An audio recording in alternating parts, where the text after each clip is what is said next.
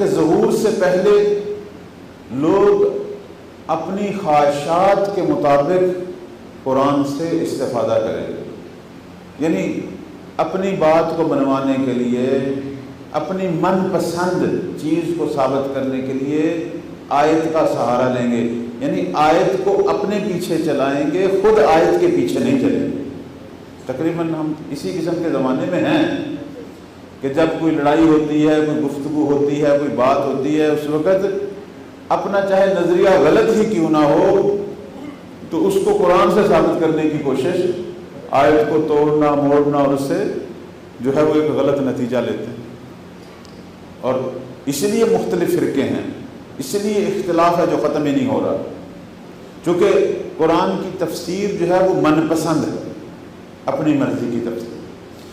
تو امیر المومنین فرماتے ہیں کہ جب میرا بیٹا قائم آئے گا تو وہ لوگوں کی مرضیوں کو قرآن کے تابع کر دے گا، پھر قرآن حکومت کرے گا لوگوں کی خواہشات اور لوگوں کی آراء پہ، اور قرآن اس طرح پوری دنیا پر حکومت کرے گا کہ لوگ یہ کہیں گے یہ مہدی حکومت نہیں کر رہا، یہ قرآن ہم پر حکومت کر رہا ہے۔ اس لیے امام زمانہ کی حکومت کا ایک نام دولت القرآن ہے، ویسے اس حکومت کے کئی نام ہیں، ایک نام جو ہے وہ دولت القرآن ہے کہ ہم پر قرآن حاکم ہے، اور کیسے حاکم نہ ہو، جہاں قرآن ناطق حاکم ہے وہاں قرآن صامت بھی حاکم ہے۔ قرآن کی قدر کو جانیں۔ قرآن وہ کتاب ہے کہ جس کے بغیر ہمارے ائمہ ایک لحظہ بھی رہنے کو تیار نہیں۔ قرآن کی عظمت، کلام پروردگار۔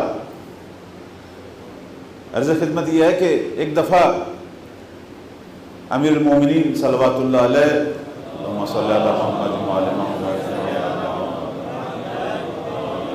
بہت زیادہ ذکر کیا کرتے تھے امام قائم کے اصحاب کا، بہت زیادہ ذکر کیا۔ قرآن کی گفتگو چلی تو کہنے لگے کہ یہی مسجد کوفہ، مسجد کوفہ میں بیٹھے تھے مسجد میں، کہنے لگے یہی مسجد کوفہ ہوگی، میں دیکھ رہا ہوں۔ علی کہہ رہے تھے میں دیکھ رہا ہوں قائم کے اصحاب کو، اور یہ علی کہہ سکتے تھے، اللہ نے یہ طاقت دی تھی کہ علی زمانوں کو توڑ کر مستقبل کو دیکھ سکتے تھے، یہ امام کو اللہ نے مقام دیا ہو۔ کہہ رہے تھے میں دیکھ رہا ہوں، یہ نہیں کہا مجھے بتایا گیا ہے، نہیں، فرماتے ہیں میں دیکھ رہا ہوں کہ جب میرے قائم کا زمانہ ہوگا ہمارے شیعہ جگہ جگہ اسی کوفہ کی مسجد میں خیمہ لگائے بیٹھے ہوں گے اور لوگوں کو قرآن کی اس طرح تعلیم دیں گے جس طرح جبرائیل لے کر آیا تھا۔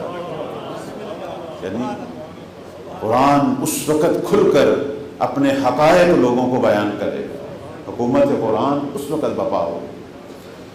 تو قرآن مجید جو ہے یہ امام ہے ہمارا، یہ کلام ہے پروردگار کی۔ جو قرآن کی قدر کرتے ہیں وہی امام کی قدر کرتے ہیں، قرآن کی قدر کی۔